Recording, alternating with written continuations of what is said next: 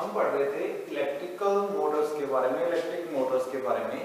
अपन ने last lecture में किया था जो इलेक्ट्रिक मोटर्स होती हैं, एसी मोटर्स होती हैं, वो कितने प्रकार की होती हैं और उनको कैसे क्लासिफाई किया जा सकता है।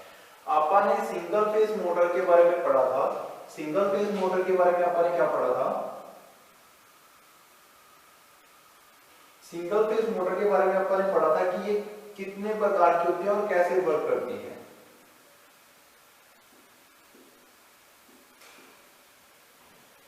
तो जो सिंगल फेज मोटर होती है उसके अंदर एक न्यूट्रल और एक फेज यूज होता है as a working medium.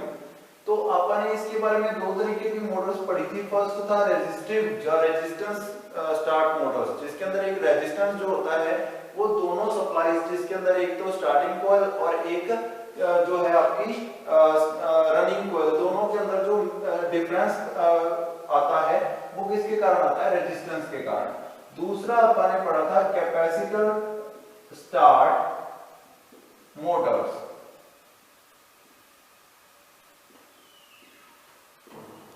Capacitor start Motors के बारे में क्या था कि अगर अपने मोटर को स्टार्ट करने के लिए कैपेसिटर की रिक्वायरमेंट हो, अगर कैपेसिटर यूज हो रहा हो उसको स्टार्टिंग के लिए, तो आप उसको क्या बोलेंगे? Capacitor start motor. तो कैपेसिटर स्टार्ट मोटर के बाद तीसरा आता है आपका capacitor start and capacitor run Motors. Capacitor start and capacitor run motor जो रन करती हैं वो भी कैपेसिटर की मदद से ही करती हैं। Capacitor run Motors,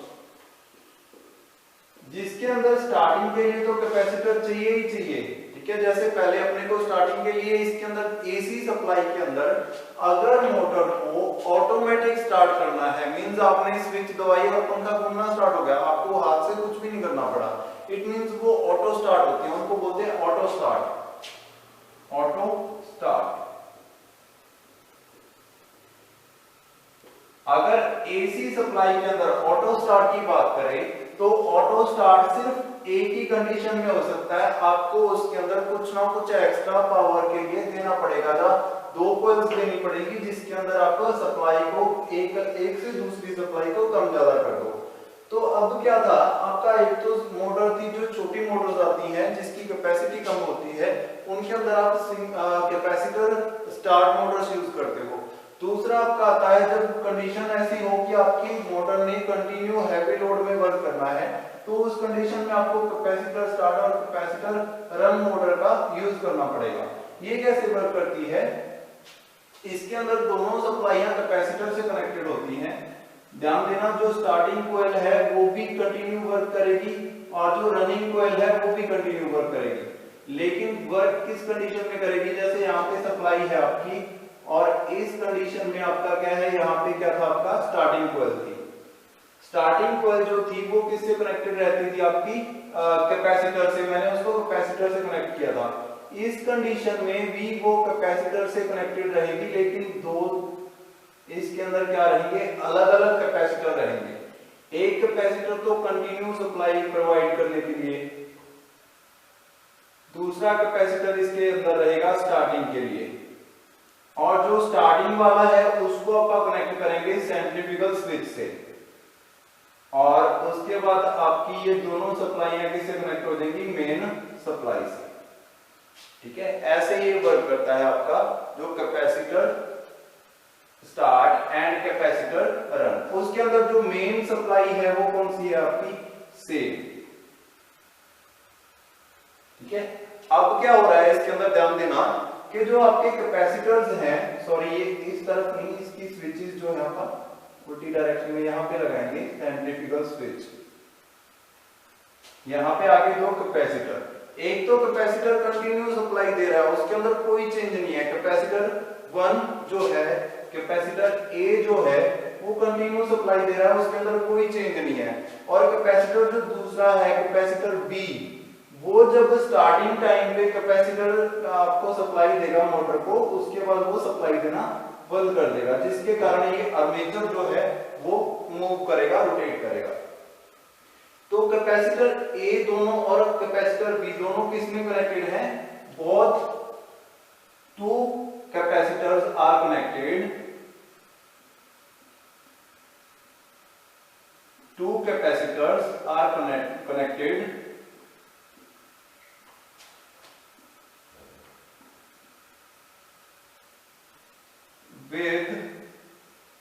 starting coil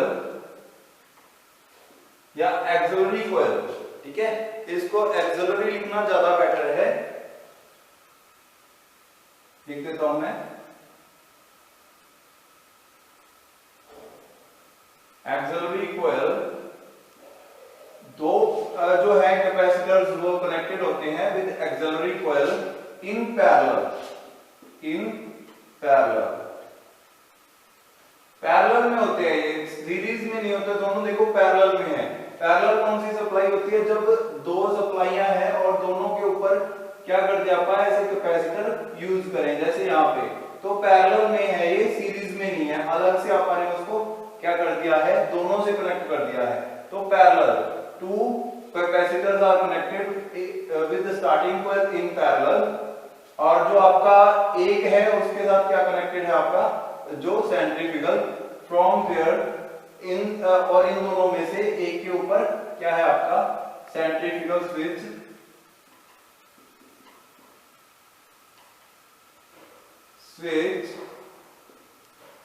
is connected with one of the, उनमें से एक के ऊपर क्या है कैपेसिटर स्विच जो है सेंट्रीफ्यूगल स्विच जो कनेक्टेड है। अब जब ये सेंट्रीफ्यूगल स्विच जब ट्रिगर होगी, मींस कब ट्रिगर होगी, जब आपकी मोटर जो है वो 80 to 85% अपनी रोटेशन जो है वो स्टार्ट कर देगी, तब ये ट्रिगर होगी सेंट्रीफ्यूगल स्विच और इसको एक कैपेसिटर को बंद कर देगी, वो इधर वाली सप्लाई डिस्कनेक्ट हो जाएगी। फिर आपकी रनिंग कोयल जो है कैपेसिटर रन, दोनों वर्क कर रहे हैं ना, स्टार्टिंग के लिए तो कैपेसिटर यूज हो ही रहा है, दूसरा जो रनिंग के लिए कैपेसिटर है फिर वो अकेला वर्क करता रहेगा, जो स्टार्टिंग वाला कैपेसिटर है वो अपनी सप्लाई को जो है वो डिस्कनेक्ट कर देगा। तो ये क्या है आपकी capacitor start and capacitor run motor. उसके बाद आपकी मोटर्स जो आती है वो कौन सी आती है, थ्री फेज। अब अपने सिंगल फेज मोटर्स के अंदर तीन तरीके की मोटर्स पढ़ी, अगर वो ऑटो स्टार्ट है मींस सेल्फ स्टार्टेड, तो सेल्फ स्टार्टेड मोटर्स के अंदर आपकी तीन तरीके की मोटर्स आती हैं। एक तो रेजिस्टिव, जिसके कारण रेजिस्टेंस के कारण जब दो अलग अलग आपको करंट प्रोवाइड हो, जिसके कारण जो आपका आर्मेचर है वो रोटेट करना स्टार्ट कर जाए, तो उसको आप बोलेंगे वो कौन सा है, रेजिस्टिव स्टार्ट। दूसरा आता है आपका अगर कैपेसिटर से स्टार्ट हो रही है वो कैपेसिटर स्टार्ट मोटर, और तीसरा आपका आ गया जब वो कैपेसिटर से तो स्टार्ट हो ही रही है, साथ में वो रन भी किसके कारण हो रही है, कैपेसिटर के कारण, तो वो भी क्या है आपका थर्ड टाइप। तो आपकी जब थ्री फेज की बात करें तो आपको कैपेसिटर की रिक्वायरमेंट नहीं होती। थ्री फेज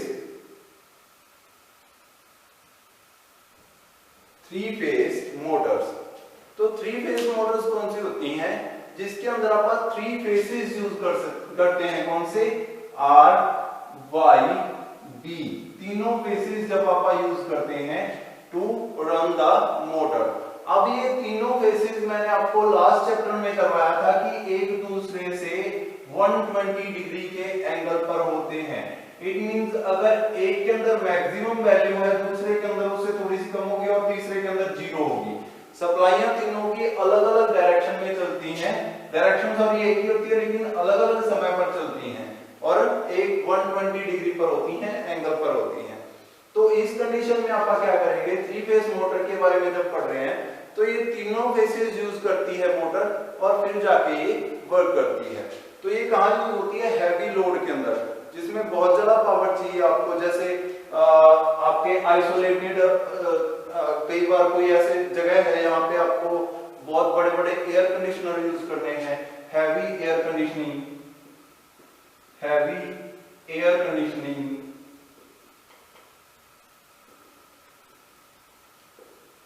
कोल्ड स्टोरेज के अंदर रेफ्रिजरेशन के लिए,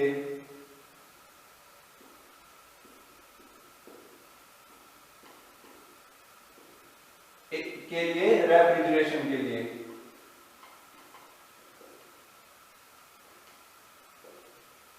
या इलेक्ट्रिकल ट्रैक्शन के लिए, ठीक है, बहुत सारी चीजें ऐसी हैं जिसके अंदर आपकी थ्री फेज सप्लाई जो है वो यूज होती है। कन्वेयर बेल्ट को चलाने के लिए,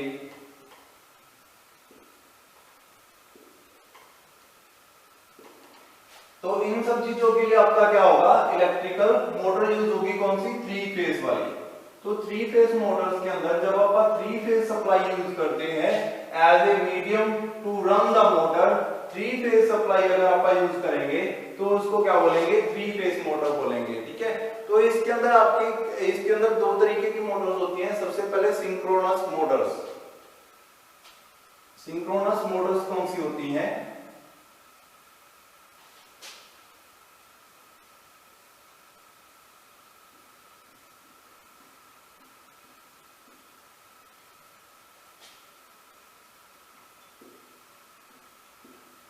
सिंक्रोनस मोटर्स कौन सी होती हैं, जिसके अंदर आपकी सप्लाई जो है वो दो तरीके की सप्लाई यूज करती हैं। ये सिंक्रोनस मोटर्स ये एसी सप्लाई यूज करती हैं प्लस ये डीसी सप्लाई यूज करती हैं।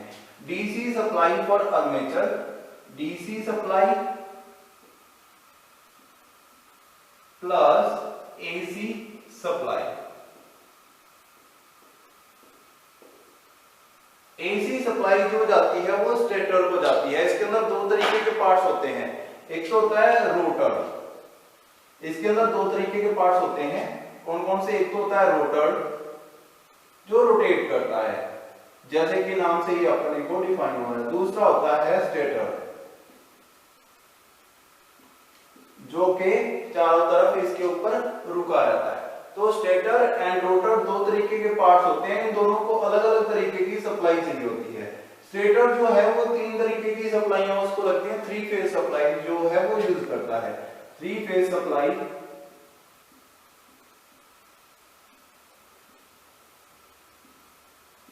एसी सप्लाई,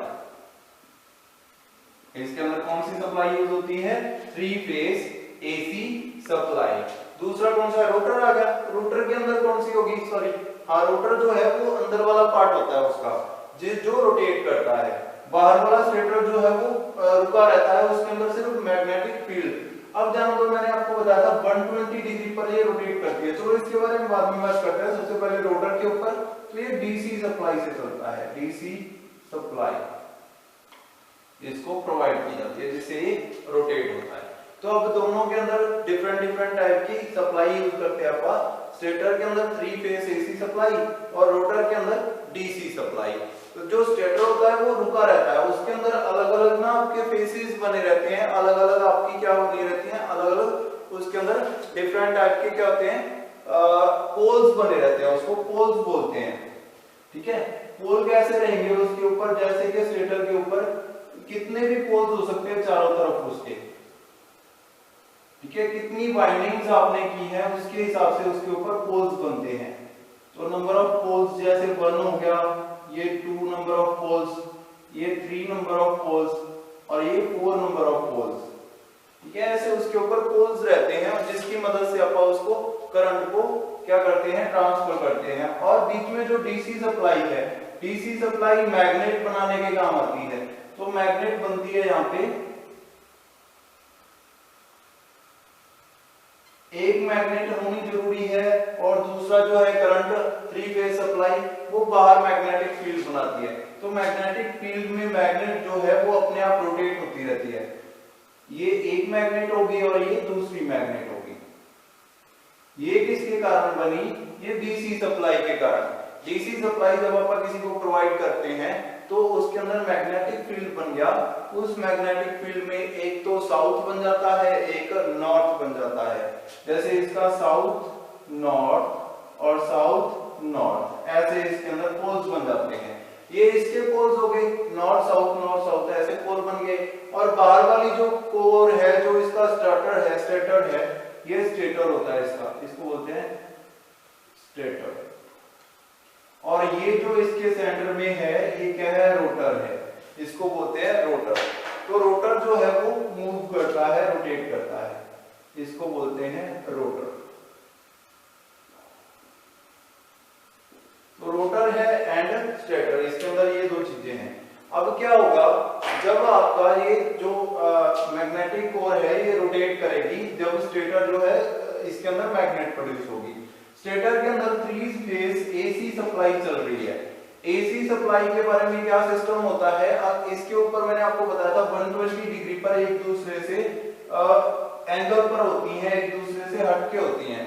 तो 120 डिग्री पर होने का मतलब क्या है कि अगर एक सप्लाई के अंदर अब साउथ पोल बन चुका है, ये वाला मान लो अब साउथ पोल है, तो कुछ ही सेकंड के अंदर जब ये आगे ट्रांसफर हो जाएगी तो ये नॉर्थ पोल हो जाएगा, फिर से साउथ पोल, फिर से नॉर्थ पोल, जिसके कारण ये इलेक्ट्रिक ट्रैक्शन जो है, ये जो आपकी मैग्नेटिक फील्ड है, मैग्नेटिक पोल्स हैं, ये रोटेट होना स्टार्ट होंगे, ठीक है, नॉर्थ से साउथ की ओर मूव करना शुरू कर देंगे। ऐसे मैग्नेटिक फील्ड के अंदर चेंज आने के कारण मैग्नेट्स भी चेंज होती रहेंगी, जिसके कारण आपका आर्मेचर जो है वो रोटेट करेगा।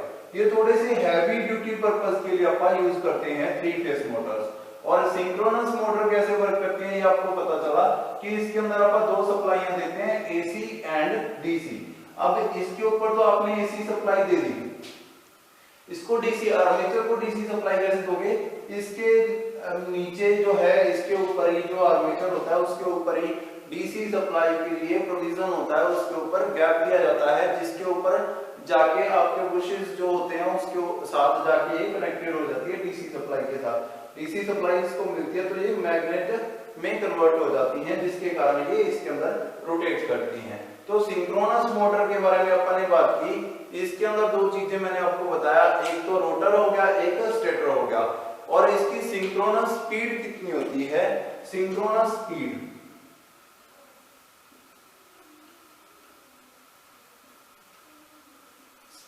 अगर इसकी निकालनी हो तो सिंक्रोनस स्पीड के लिए फार्मूला होता है इसका ns, number of speed is equal to, इसके टोटल फेसेस आपको पोल्स पता होना चाहिए कि कितने पोल्स हैं इसके ऊपर, तो 120 divided by total poles into frequency, जिस फ्रीक्वेंसी के ऊपर आपका जो इलेक्ट्रिसिटी है वो आपको प्रोवाइड की जा रही है। कितने पोल्स आपने बनाए, कितनी फ्रीक्वेंसी है इलेक्ट्रिसिटी की, उसको 120 से डिवाइड कर देंगे, 120 से पोल्स को डिवाइड कर देंगे और मल्टीप्लाई करेंगे उसको फ्रीक्वेंसी से। जैसे 50 हर्ट्ज, 50 हर्ट्ज आपकी फ्रीक्वेंसी आपके घरों में प्रोवाइड की जा रही है, तो उससे मल्टीप्लाई कर देंगे तो नंबर ऑफ स्पीड आ जाएगा सिंक्रोनस मोटर के अंदर। तो ऐसे आप इसके अंदर नंबर ऑफ स्पीड निकाल सकते हैं। नेक्स्ट आपका आता है इसके अंदर, जब आप सिंक्रोनस के बाद बात करते हैं, नेक्स्ट आता है 3 फेज इंडक्शन मोटर। अब अपने को इस कंडीशन में क्या था, आपको क्या करना पड़ रहा था, इलेक्ट्रिसिटी प्रोवाइड करनी पड़ रही थी डीसी फॉर आर्मेचर। आर्मेचर को चलाने के लिए आपको डीसी सप्लाई यूज करनी पड़ रही थी। लेकिन जब आप इंडक्शन मोटर की बात करते हैं, इंडक्शन के कारण वो रोटेट करवाती है, इंडक्शन, सॉरी इसके बारे में एक चीज और है सिंक्रोनस मोटर के बारे में, ये खुद ही जनरेटर भी होती हैं, ये एक अल्टरनेटर है, अल्टरनेटर है, ये अल्टरनेटर की तरह वर्क करता है। अगर आप इसको सप्लाई दोगे, अगर आपने इसको करंट दे दिया, सप्लाई दे दी, तो ये क्या है, मोटर की तरह वर्क करेगा। अगर इसको रोटेट करवाया, रोटेट किया, तो ये जनरेटर की तरह वर्क करेगा। अगर तो इसको सप्लाई दी फिर तो ये मोटर की तरह, सिंक्रोनस मोटर की बात हो रही है, अगर इसको सप्लाई दी फिर तो ये मोटर की तरह वर्क करेगी। अगर इसको रोटेट करवा दे, आगे से घुमाना स्टार्ट कर दे, तो ये करंट बनाएगी, ये इलेक्ट्रिसिटी प्रोड्यूस करेगी। मींस ये जनरेटर भी है, ये मोटर भी है, इसको अपन दोनों तरीकों से यूज कर सकते हैं, दोनों चीजों के लिए यूज किया जा सकता है। तो सप्लाई देंगे तो मोटर और रोटेट करवाएंगे तो जनरेटर, ये इसकी खासियत है सिंक्रोनस मोटर की। नेक्स्ट आपका आता है 3 फेज इंडक्शन मोटर। उसके अंदर भी यही सिस्टम, यही खासियत है उसकी भी, उसके अंदर दोनों चीजें हैं। आप उसको अगर रोटेट करवाते हो तो वो उसके अंदर इलेक्ट्रिसिटी प्रोड्यूस नहीं होती। अगर इसके अंदर तो आप जब इसको रोटेट करवा रहे थे तो इसमें इलेक्ट्रिसिटी प्रोड्यूस हो रही थी, उस कंडीशन में उसमें इलेक्ट्रिसिटी नहीं प्रोड्यूस होगी। लेकिन बाकी सारी चीजें सेम है, उसकी वर्किंग सेम है, उसके अंदर सिर्फ मैग्नेट जो है, अपने को डीसी करंट नहीं चाहिए उसके लिए, 3 फेज सप्लाई से ही रोटेट होगी वो, सिर्फ अपने को डीसी करंट नहीं चाहिए उसके अंदर। तो कंस्ट्रक्शन 3 फेज उसकी 3 phase induction motor, three phase induction motor के बारे में क्या है कि इसके अंदर सिर्फ क्या डिफरेंस आ गया, केस सेम है, सब कुछ सेम है, सिर्फ फर्क ये है कि इसके अंदर अपन डीसी सप्लाई नहीं यूज करें। तो इसके अंदर वर्किंग कौन करेगा, कैसे वर्किंग होगी, सारे पार्ट सेम है, इसके अंदर भी वही दो पार्ट्स हैं, एक तो है स्टेटर, दूसरा है रोटर।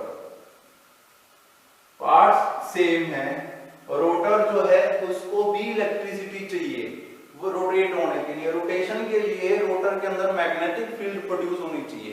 अब जान लो, जैसे आपको मान लो कि आपने किसी चीज के अंदर करंट छोड़ दिया, करंट आपने उसके अंदर कॉइल के अंदर भेज दिया, लेकिन अगर कॉइल के अंदर कोई ऐसा मीडियम है ही नहीं जिसके अंदर मैग्नेट हो, कोई ऐसा मीडियम है ही नहीं उस कॉइल के अंदर, उस कॉइल को अपन ने जैसे मैंने यहाँ पे बनाया था, ध्यान देना कि एक तो आपका था क्या था स्टार्टिंग कॉइल और एक आपकी रनिंग कॉइल थी, दो तरीके की कॉइल्स अपन ने यूज की थी।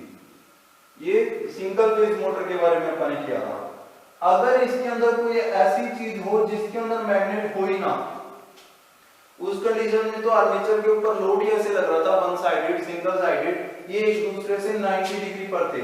स्टेटर एंड जो आपका रनिंग कॉइल थी, main coil and starting coil, axillary coil के अंदर 90 डिग्री का डिफरेंस होता है। ये अपन ने नहीं लिखा उसके अंदर, इलेक्ट्रिकली 90 डिग्री के डिफरेंस पर होती हैं दोनों, ये अपन ने उसमें नहीं लिखा, तो ये भी लिख लेना आप। इस कंडीशन में तो चलो ऐसा था, लेकिन अगर थ्री फेज मोटर के बारे में बात करें, अगर आपके जो कॉइल्स हैं उसके अंदर कोई मैग्नेटिक फील्ड है ही नहीं जिसको उसने रोटेट करवा सके, तो वो कुछ कर ही नहीं पाएगा, वर्क ही नहीं हो पाएगा। तो स्टेटर के साथ साथ रोटर के अंदर भी करंट होना चाहिए जिसके कारण उसके अंदर मैग्नेटिक फील्ड प्रोड्यूस की जा सके। तो रोटर के अंदर अगर आप मैग्नेटिक फील्ड प्रोड्यूस करना चाहते हो तो इसके अंदर करंट चाहिए, लेकिन इंडक्शन मोटर के बारे में खासियत ये है कि ये इलेक्ट्रिसिटी के साथ डायरेक्ट कांटेक्ट में नहीं होता रोटर। स्टेटर जो होता है ये वही सेम है, ठीक है, stator is connected with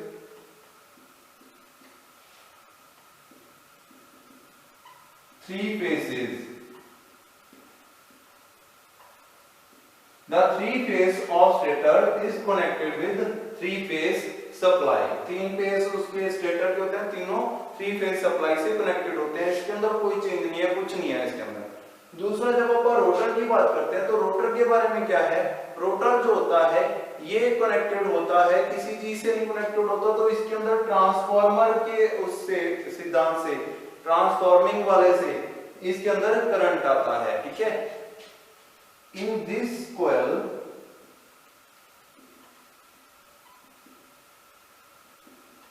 the current, the electricity is produced, यहां पे लिखते हैं इलेक्ट्रिसिटी,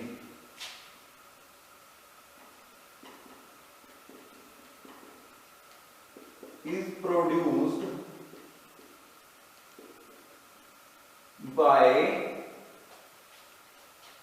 transforming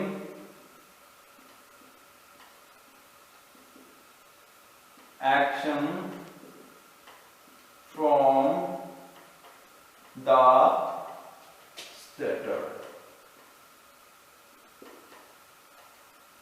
स्टार्टर से जो इलेक्ट्रिसिटी उसके अंदर जो जनरेट हो रही है उसके कारण जो मैग्नेटिक फील्ड प्रोड्यूस हो रही है, और अंदर वाली साइड भी उसके अंदर जब कॉइल हो, दोनों तरफ कॉइल्स हैं, तो कॉइल के कारण, दोनों तरफ कॉइल होने के कारण अब यहाँ पे क्या आ जाएगा आपके अंदर ट्रांसफॉर्मिंग वाला प्रोसेस आ जाएगा, वही सिद्धांत काम करेगा, और जो आपकी इंटरनल कॉइल है उसके अंदर भी मैग्नेट आ जाएगी, करंट आ जाएगा, जिसके कारण अब वो रोटेट होना स्टार्ट हो जाएगी। तो थ्री फेज इंडक्शन मोटर के बारे में क्या है, इसके अंदर वही सारा सिस्टम है, वही सारी चीजें हैं, लेकिन इसके अंदर खासियत क्या है कि इंटरनल जो कॉइल है उसको आप करंट नहीं प्रोवाइड करते, उसको जस्ट आप क्या करते हो, ट्रांसफॉर्मिंग एक्शन से, बिना एडी करंट, सीधा डायरेक्ट कनेक्ट में नहीं आ रहा, सीधा उसको कहां से मिल रहा है, जो आपने उसके अंदर ट्रांसफॉर्मिंग एक्शन प्रोड्यूस कर दिया।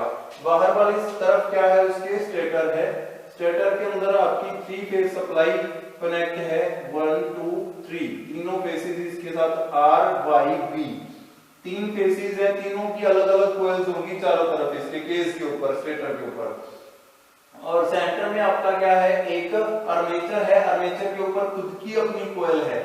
उस कोयल के अंदर आपने करंट कैसे प्रोड्यूस किया, कैसे आया उसके अंदर current, due to the transforming action between these coils, outside coils and internal coil. इन दोनों के बीच में ट्रांसफॉर्मिंग एक्शन के कारण क्या आ गया, करंट आ गया, जिसके कारण अब ये रोटेट होना स्टार्ट हो जाएगी। तो ऐसे वर्क करेगी आपकी 3 फेज इंडक्शन मोटर। इसके बारे में और डीपली करेंगे अपन नेक्स्ट लेक्चर में।